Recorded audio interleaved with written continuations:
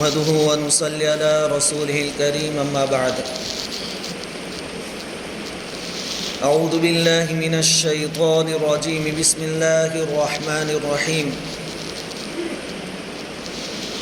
تبارك الذي بيده الملك وهو على كل شيء قدير الذي خلق الموت والحياة ليبلوكم أيكم أحسن عملا وهو العزیز الغفور صدق اللہ العظیم۔ بزرگوں اور پیارے بھائیوں، اللہ تعالیٰ کا بڑا کرم بڑا احسان ہے کہ ہم سب کو ایمان کی دولت سے نوازا ہے۔ بارگاہ خداوندی میں ہماری یہ دعا ہے کہ اللہ تعالیٰ جب تک ہمیں زندہ رکھے ایمان کی سلامتی کے ساتھ زندہ رکھے، اور جس وقت ہمارے لیے موت کا فیصلہ فرمائے ایمان والی اپنی رضامندی والی موت نصیب فرمائے۔ اللہ تعالیٰ نے ہمیں دنیا کی مختصر سی زندگی جو عطا فرمائی ہے اس کا مقصد بھی بیان فرما دیا۔ سورہ ملک کی 2 آیتیں میں نے آپ کے سامنے پڑھی۔ دوسری آیت کریمہ میں اللہ تعالیٰ فرماتے ہیں الذی خلق الموت والحیات لیبلوکم ایکم احسن عملا،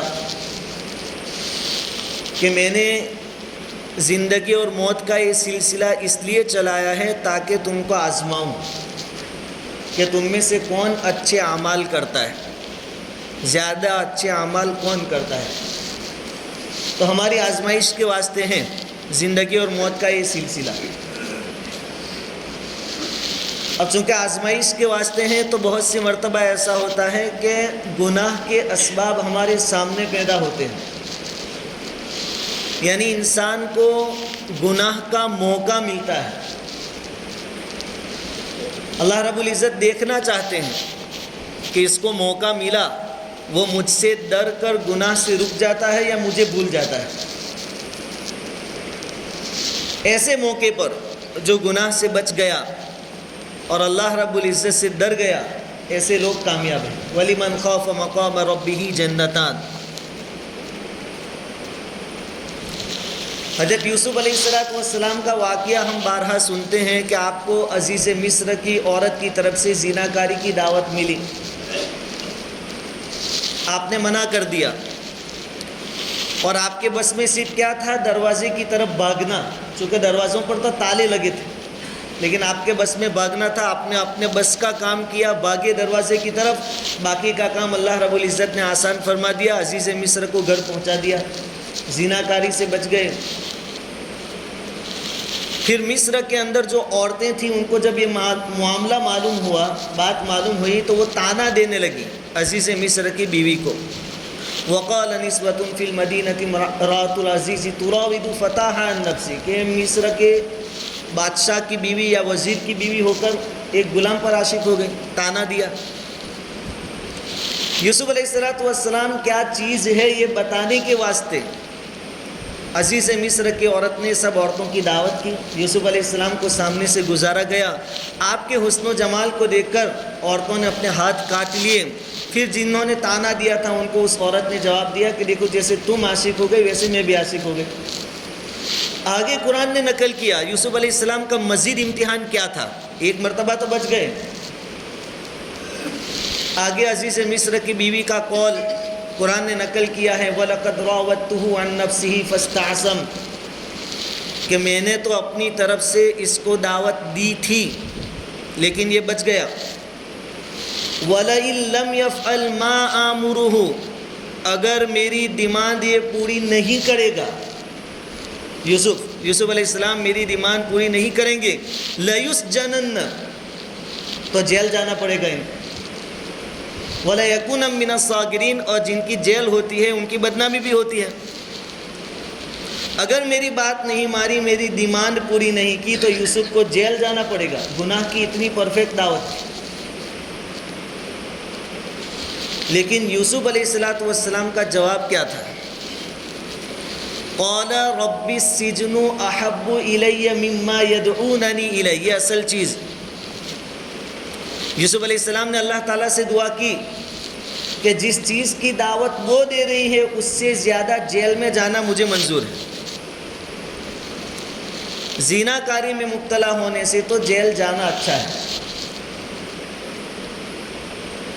اور آج ہم اپنی زندگی کو ان کے ساتھ کمپیئر کریں، جوڑیں، تو ہم کیا کہتے ہیں؟ جیل جاؤ پڑ سے تو جس باقی تنے سبق سکھواڑی دیا۔ وہاں یوسف علیہ السلام کہہ رہے ہیں کہ گناہ نہیں کروں گا چاہے جیل جانا پڑے، اور ہمارا دعویٰ یہ ہوتا ہے کہ چاہے جیل جانا پڑے لیکن چھوڑوں گا نہیں، گناہ کر کے رہوں گا۔ بالکل اوندا ہے، الٹا ہے ہمارا کام۔ یہاں یوسف علیہ السلام کو دعوت ملی، گناہ کے اسباب پیدا ہوئے، لیکن اللہ رب العزت کے فضل و کرم سے وہ بچ گئے تو وہ کامیاب ہو گئے۔ رہتی دنیا تک قرآن میں آپ کا تذکرہ رہے گا۔ نبی کریم صلی اللہ علیہ وسلم نے جب مکہ میں دین کی دعوت شروع کی، مشرکین مکہ پریشان ہو گئے، دیکھا کہ روز جوق در جوق لوگ ایمان میں داخل ہو رہے ہیں، مسلمانوں کا دائرہ بڑھ رہا ہے۔ تو ایک جماعت سرداروں کی، قریش مکہ کے سرداروں کی حضور صلی اللہ علیہ وسلم کی خدمت میں حاضر ہوئی اور آپ سے ریکویسٹ کی کہ ہم آپ کو مالدار بنا دیتے ہیں، مال و دولت کے ڈھیر لگا دیتے ہیں، آپ اپنی دعوت بند کر دیں، بس آپ رک جائے دعوت دینے سے اور ہمیں جو کرنا ہے وہ کرنے دیں۔ حضور صلی اللہ علیہ وسلم نے کیا فرمایا کہ تم سونا چاندی کی بات کرتے ہو، میرے ایک ہاتھ میں چاند اور دوسرے میں سورج رکھ دو تب بھی میری دعوت بند ہونے والی نہیں، یعنی میرے جو اعمال ہے، میری جو ذمہ داری ہے اس پر بریک لگنے والی نہیں ہے، کیونکہ اللہ رب العزت ہمیں دیکھ رہا ہے کہ کون کتنے اچھے اعمال کرتا ہے اور کیسے اعمال کرتا ہے۔ تو حضور صلی اللہ علیہ وسلم نے بھی ان کی دعوت کو ٹھکرا دیا اور آپ اپنے مشن میں لگے رہے۔ چونکہ آپ کی نظر، نبیوں کی نظر، اللہ والوں کی نظر آخرت کی زندگی پر ہوتی ہے۔ اللہ تعالیٰ نے قرآن پاک میں 7ویں سپارے میں صحابہ کرام کو خطاب فرمایا ہے۔ صحابہ کرام جب حج اور عمرہ کے لیے جا رہے تھے، یا ایھا الذین آمنوا لیبلونکم اللہ بشیء من الصید تنالہ ایدیکم ورماحکم لیعلم اللہ من یخافہ بالغیب، کہ صحابہ جب تم جاؤ گے احرام کی حالت میں، ہم جانتے ہیں کہ احرام کی حالت میں زمین پر شکار نہیں کر سکتے، خشکی کا شکار جائز نہیں ہے احرام کی حالت میں۔ اللہ تعالیٰ فرماتے ہیں کہ جانور شکار کے تمہارے پاس سے جائیں گے، تمہارے جسموں سے ٹچ کر کے جائیں گے، تمہارے پاس جو نیزے اور تلواریں ہیں اسے ٹچ کر کے جائیں گے۔ یہ تمہارا امتحان ہوگا، کیوں؟ تاکہ اللہ رب العزت دیکھیں کہ اسباب تو تھے گناہ کے، نافرمانی کا موقع تو تھا، لیکن میرے خوف کی وجہ سے کون چھوڑ رہا ہے۔ صحابہ کرام بھی اس امتحان میں کامیاب ہو گئے۔ حضرت سلیمان علیہ السلام اللہ کے بہت بڑے نبی ہیں، جلیل القدر نبی ہیں، بڑی سلطنت اور حکومت اللہ تعالیٰ نے آپ کو عطا فرمائی تھی۔ اب آپ کی حکومت جناتوں پر بھی تھی، انسانوں پر بھی تھی، پرندوں پر بھی تھی۔ تو ہدہد نامی پرندے کا تذکرہ قرآن میں آیا ہے۔ وہ ایک بستی میں گیا، وہاں دیکھا کہ سب لوگ شرک کر رہے ہیں، سورج چاند کی پوجا کر رہے ہیں۔ اس نے آ کر سلیمان علیہ السلام کو خبر دی۔ اب حضرت سلیمان علیہ السلام کی ذمہ داری تھی ان کو دین کی دعوت دینا۔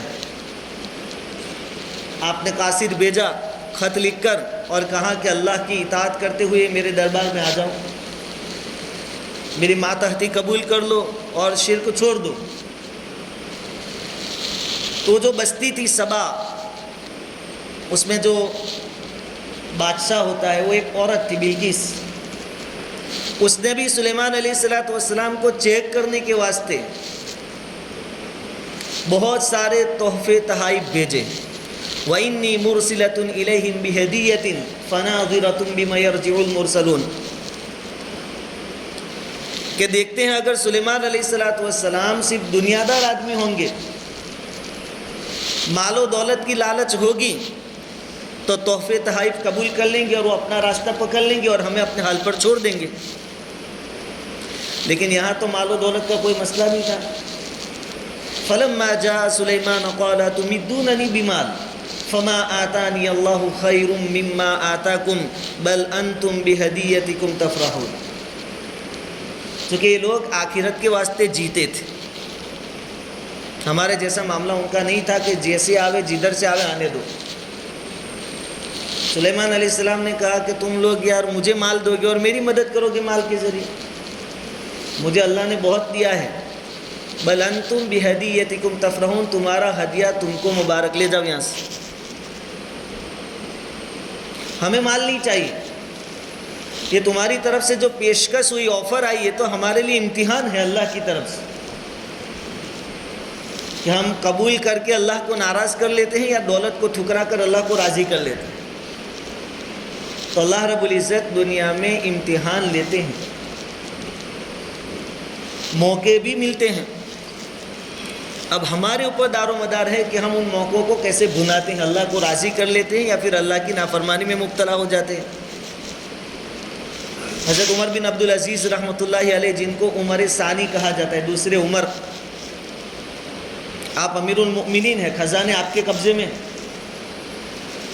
لیکن تعلیم کی کتاب میں ہم سنتے ہیں کہ آپ جب اپنے گھر والوں کی ملاقات کے لیے جاتے تھے تو آپ کی اولاد جب آپ سے بات کرتی تو ہاتھ رکھ لیتی تھی اپنے منہ پر. لڑکیاں بات کرتے کرتے منہ پر ہاتھ رکھ لیتی تھی. عمر بن عبدالعزیز رحمۃ اللہ علیہ نے پوچھا کہ ایسا کیوں؟ جو بھی بات کرتا ہے منہ پر ہاتھ کیوں رکھ لیتا ہے؟ تو آپ کی گھر والی نے, آپ کی بیوی نے بتایا کہ چونکہ گھر میں کھانے میں صرف دال اور پیاز تھے, اس کے علاوہ کچھ نہیں تھا, اور پیاز کھائیں گے تو منہ سے بدبو آئے گی, اس لیے. اب یہ کس کے گھر کا کھانا ہے؟ امیر المؤمنین کے گھر کا کھانا ہے. اور دوسری طرف ہم دیکھو, ہماری ساری بھاگ دوڑ, آدمی کی فکر کیا ہوتی ہے کہ میں الیکشن میں کھڑا رہوں, نیتا بن جاؤں. اس سے اس کی غرض کیا ہوتی ہے؟ میری زندگی اچھی ہو جائے, میرے گھر والوں کی زندگی اچھی ہو جائے, گاڑی میں گھومتے پھرتے ہو جائے, بنگلے میں رہتے ہو جائے. وہاں امیر المؤمنین ہے, لیکن گھر میں کھانے کے واسطے کیا ہے؟ دال اور پیاز, اس کے علاوہ کوئی چیز نہیں. بلکہ دنیا کی کوئی حیثیت ان کی نظروں میں نہیں تھی. اسی لیے لوگوں سے تو غلط طریقے سے مال کیا کھاتے, انہوں نے اپنا مال دوسروں پر لٹایا. آج ہمارا سماج اور معاشرہ کدھر جا رہا ہے ہم جانتے ہیں. جوا کھیلنا حرام ہے, اس سے جو انکم ہوگی کمائیں گے وہ بھی حرام ہے. چوری کرنا حرام ہے, اس کو بھی ہم سمجھتے ہیں چوری کرنا حرام ہے, اس کی جو انکم ہے وہ حرام ہے, ناجائز ہے. لیکن حرام اور ناجائز کمائی کے دوسرے بھی بہت سارے طریقے ہم نے اپنا لیے ہیں. ایک بہت بڑا مسئلہ جو عام طور پر اب سامنے آتا ہے, لڑکی کی طلاق کا مسئلہ. ایسے کئی واقعات سامنے آتے ہیں کہ لڑکی کو طلاق دی جا رہی ہے, دینے والے ہیں, تو لڑکی کے ماں باپ باقاعدہ لاکھوں روپیوں کی ڈیل کرتے ہیں. 10 لاکھ روپے, 15 لاکھ روپے, 5 لاکھ روپے, 7 لاکھ روپے. شریعت کہاں ہے پھر؟ یہ انکم جائز ہو جائے گی؟ ایسے موقعوں پر شریعت کہاں ہے؟ قرآن میں سورہ طلاق پوری نازل ہوئی ہے. عدت کا خرچہ کتنا لیتا ہے قرآن نے بتا دیا ہے. لِيُنْفِقْ ذُو سَعَةٍ مِّن سَعَتِهِ, شوہر کی جتنی حیثیت ہے اس کے حساب سے عدت کا خرچہ دے گا وہ. یہاں باقاعدہ قانون کی آڑ میں, قانون کو ڈھال بنا کر لاکھوں روپے کے سودے ہو رہے ہیں. یہ بھی تو ناجائز اور حرام ہم کھا رہے ہیں. گرمی کا سیزن ہے, بھائی اے سی لگا لو گھر میں. اچھا ٹھیک ہے, آپ کو راحت چاہیے تو اس کے لیے قربانی بھی دینی پڑے گی, لائٹ بل بڑھو. کہا کہ سرکار چونکہ ہم پر بہت ظلم کر رہی ہے, بجلی کے دام بہت بڑھا رہی ہے اور گرمی بہت ہے, اس لیے بجلی کی چوری ہمارے لیے جائز ہے. ہم مجبور ہیں. بھائی آپ نے کیسے خود طے کر لیا کہ ہم مجبور ہیں؟ بجلی کے باؤ زیادہ ہونے سے کس نے آپ کو مسئلہ بتا دیا کہ اب چوری کرنا آپ کے لیے حلال ہو گیا؟ یہ بھی جوا جتنا ہی ناجائز اور حرام, اس کا گناہ بھی چوری جتنا ہی ہے. ایسے کئی چیزیں ہم نے ہمارے سماج اور معاشرے میں اپنا لی ہے جو ناجائز اور حرام, کیونکہ ہمارے پیش نظر, ہمارے سامنے آخرت کی زندگی نہیں ہے. حال کے دور میں جو دکھتا ہے وہ بکتا ہے. بس ہماری زندگی کا معیار اونچا ہو جائے. کچے مکان میں رہتا تھا اب پکا ہو جائے. سائیکل تھی تو اچھی سے اچھی 4 ویل ہو جائے. کسی بھی طرح ہو جائے. میراث میں سے بہنوں کے حصے کا مسئلہ ہے. بڑا بھائی ہے وہ قبضہ کر بیٹھ گیا ہے, چھوٹے بھائی کو نہیں ملا, بہنوں کو نہیں ملا. زبردستی بہنوں سے معاف کروا لیتے ہیں. یہ ساری چیزیں بھی تو چوری کی برابر ہے, جوئے کے برابر ہے. یہ بھی تو حرام ہے, اس کا بھی تو گناہ ہوگا. آج کے دور میں ضرورت ہر ایک کو ہے, کون معاف کرے گا؟ بلکہ جب تک تقسیم نہ ہو سب مل کر مشورہ کرے کہ ابا کی ملکت سب مسجد میں دے دے, اللہ کے راستے میں دے دے, تو بھی جائز نہیں ہے. کیونکہ آپ کو معلوم نہیں ہے کہ کس کے دل میں ناراضگی ہے. اب سب کے سامنے سب کو جمع کر کے پوچھیں گے بھائی بہنوں کو, تو وہ کہا دے دو ابا کو ایصال ثواب کے لیے, لیکن کوئی اندر سے راضی نہیں ہے تو یہ مسجد میں دینا بھی جائز نہیں ہے. مجبوری میں معاف کروا لیتے ہیں یا نادانی میں معاف کروا لیتے ہیں, معلوم نہیں ہوتا. جب سے یہ زمینوں کے بھاؤ بڑھ گئے تب سے ہماری نیتیں لڑکھڑا گئی, ہمارا ایمان ڈگمگانے لگا. باپ دادا جو زمینیں مسجد اور مدرسوں میں وقف کر گئے تھے ثواب کے خاطر, اولاد وہ واپس لے کر بیچ رہی ہے. ایسے کیس بھی ہے. دلی کے اندر ایک نواب صاحب تھے, وہ اپنی بیوی سے کہا کرتے تھے کہ میرا جو مہر دینے کا باقی ہے وہ معاف کر دے. 5000 چاندی کے سکے مہر میں طے ہوئے تھے شادی کے وقت, لیکن دیے نہیں تھے, ادھار رکھی تھی مہر. کہا کہ وہ معاف کر دے. بہت مرتبہ تذکرہ کیا بیوی کے سامنے, بیوی نے کہا ٹھیک ہے سوچوں گی. پھر اصرار کیا تو بیوی نے کہا ٹھیک ہے میں معاف کر دوں گی, لیکن میری ایک شرط ہے, ہماری گلی میں جو مسجد ہے وہاں کے جو امام صاحب ہیں ان کے سامنے میں معاف کروں گی, تاکہ وہ بھی گواہ رہے کہ میں نے اپنا حق معاف کر دیا. کہا ٹھیک ہے امام صاحب کو بلاؤ. وزیر تو خوش ہو گئے کہ چلو معاف ہو جائے گا, اور گواہ بھی مل گئے اپنے کو. امام صاحب کو بلایا گیا. سمجھنے والی بات ہے کہ مسئلے کیا ہے, معاف کیسے کروایا جاتا ہے. امام صاحب نے پوچھا کتنا مہر طے ہوا تھا؟ کہا 5000 چاندی کے سکے. کہا پہلے وہ لے کر آؤ. اب 5000 چاندی کے سکے کپڑے میں لپیٹ کر لائے گئے تو اتنی بڑی پوٹلی ہو گئی اس کی. اس کو لا کر امام صاحب کے سامنے وزیر نے رکھا. بیوی پردے کے پیچھے تھی. امام صاحب نے بیوی سے پوچھا, بیگم سے پوچھا کہ 5000 چاندی کے سکے مہر میں طے ہوئے تھے, تم نے معاف کر دیے؟ کہا کہ مولانا اگر آپ کہیں تو میں معاف کر دوں. مولانا نے کہا سکے کبھی دیکھے ہیں کتنے ہوتے ہیں؟ کہا کہ نہیں دیکھے تو نہیں ہے. تو امام صاحب نے کہا کہ پوتلی جو ہے نا سکوں کی چاندی کے, وہ پردے کے پیچھے ان کے سامنے رکھو, وہ دیکھ لے کتنے ہوتے ہیں. تو اٹھا کر گتھری رکھی گئی. بیگم نے دیکھا اتنے زیادہ چاندی کے سکے. کہا کہ نہیں میں تو معاف نہیں کرتی, کیونکہ اب اس کو معلوم ہوا کہ میرا حق کتنا ہے. ہم بھی بتائے کہ ابا نے جو زمین چوری ہے اس کا کہیں آئے گا نہیں, بہنوں کو بولے معاف کر دو, کہیں آئے گا نہیں اس کا. تو وہ 50-60 ہزار, حالانکہ کروڑوں کی زمین ہوتی ہے, بہنیں بیچاری مجبوری میں معاف کر دیتی ہیں. ایسے کوئی معافی نہیں ہوتی. یہ بھی سب حرام طریقے ہیں. اصل میں آخرت کی فکر ہوگی تو یہ چیزیں نہیں ہوگی. صحابہ کرام رضوان اللہ تعالی علیہم اجمعین کی زندگیاں اٹھا کر دیکھیے. ایک تابعی ہیں حضرت عروہ بن زبیر رحمۃ اللہ علیہ. آپ کے پیر میں زخم ہو گیا, اور زخم ایسا ہو گیا کہ اب پیر کاٹنے کی نوبت آئی. ڈاکٹروں نے آپ کو بلا کر کہا کہ آپ کا پیر کاٹے بغیر دوسرا کوئی علاج نہیں ہے. میڈیکل سائنس نے اتنی ترقی کی نہیں تھی. کہا ٹھیک ہے میں تیار ہوں کٹوانے کے واسطے. کہا کہ فلاں تاریخ کو فلاں وقت آ جانا, ہم پیر کاٹ لیں گے. تاریخ نکی ہوئی, ٹائم وقت طے ہوا, یہ پہنچے. ڈاکٹروں نے آپ کے سامنے ایک شربت جیسی چیز رکھی کہ اس کو پی لیجیے آپریشن سے پہلے. چونکہ میڈیکل سائنس نے ترقی نہیں کی تھی تو آپ کو بے ہوش کرنے کے واسطے کوئی چیز تھی نہیں. کہا یہ کیا ہے؟ کہا کہ اس کو آپ پئیں گے تو آپ تھوڑے مدہوش ہو جائیں گے, تھوڑا نشہ آپ کو چڑھے گا, نشے والی چیز. کہا کہ نشے والی چیز تو حرام ہے.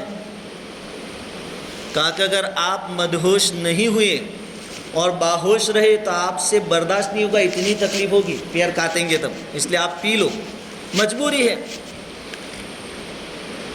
اب یہ مجبوری تو ہم اپنے حساب سے ہی نکی کر لیتے کہ مجبوری، اور بہت ساری چیزیں اپنے لیے حلال کر لیتے ہیں۔ گرمی کا سیزن ہے، تھوڑی چہرے میں پھنسیاں ہو گئی اور کھجلی آ رہی ہے تو داڑھی نکال دیتا ہے، بہت گرمی تھی، مجبوری تھی، داڑھی نکالنی پڑی ہے۔ یہ سب ہم طے کر لیتے ہیں، خود مفتی عالم بن جاتے ہیں۔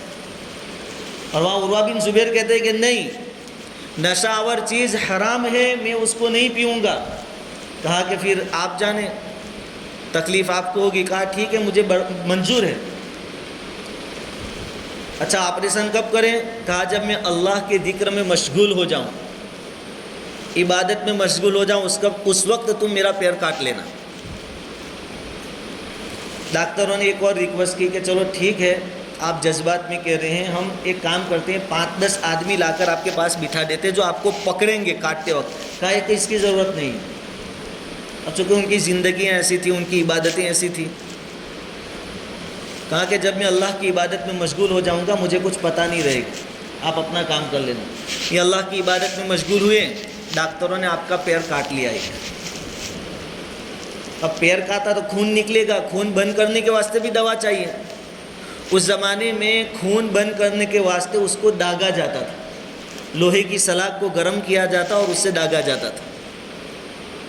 آپ کو داغا گیا، آپ بے ہوش ہو گئے تکلیف کی وجہ سے۔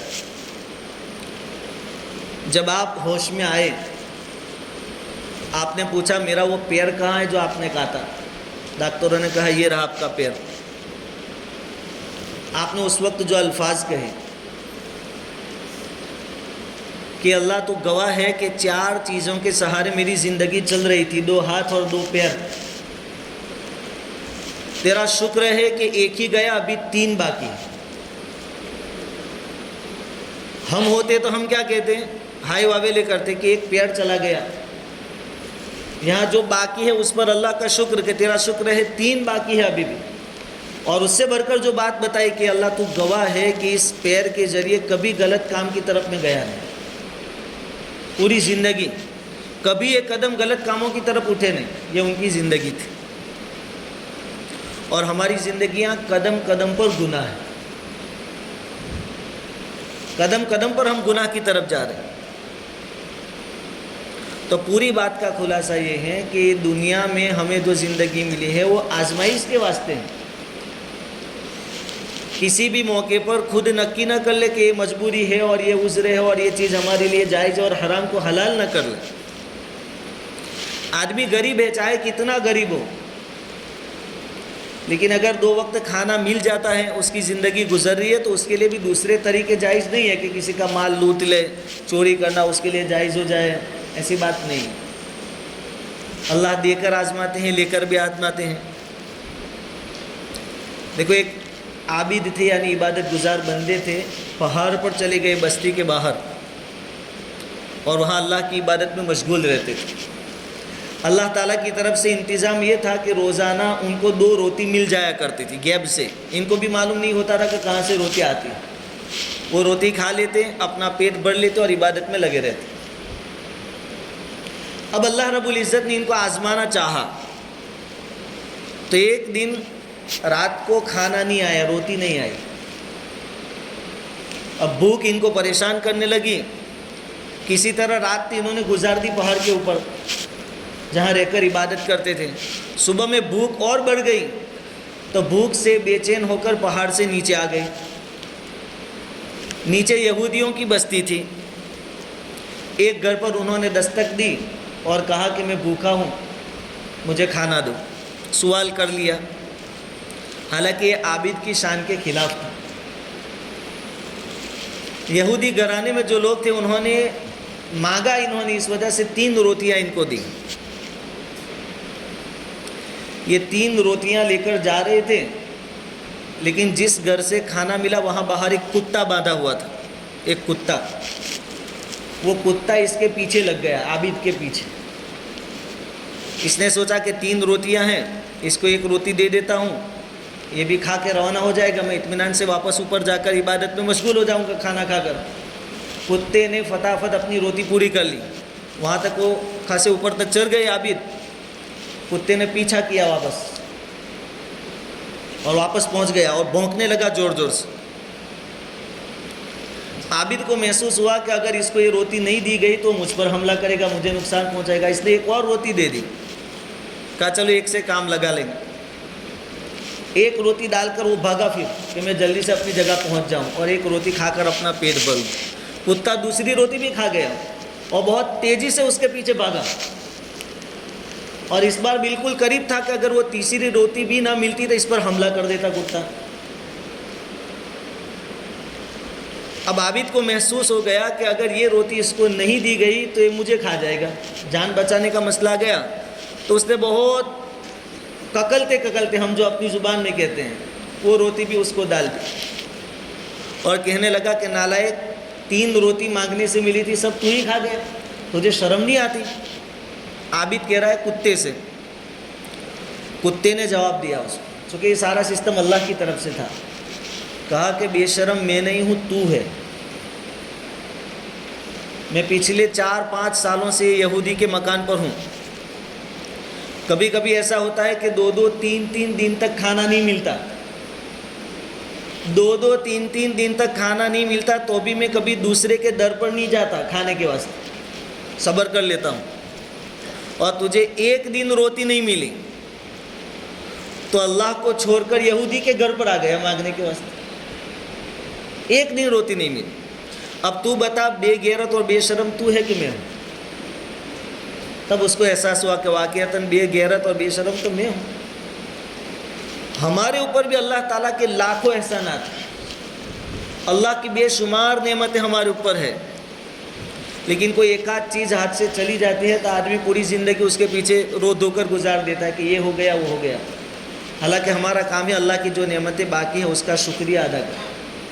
بہرحال وقت ہو چکا ہے. پوری بات کا خلاصہ یہ ہے کہ دنیا ہمارے لیے امتحان کی جگہ ہے. اللہ تعالیٰ کبھی دے کر آزماتے ہیں, کبھی لے کر آزماتے ہیں. اللہ تعالیٰ نے عطا کیا ہے تو ابھی شریعت کے دائرے سے باہر نہیں نکلنا ہے, اور اللہ تعالیٰ نے لے کر آزمایا ہے تو ابھی شریعت کے دائرے سے باہر نہیں نکلنا. یہ امتحان کی جگہ ہے. دنیا بہرحال گزر جانے والی ہے. اصل ہمیں آخرت کی تیاری کے واسطے دنیا میں بھیجا گیا ہے.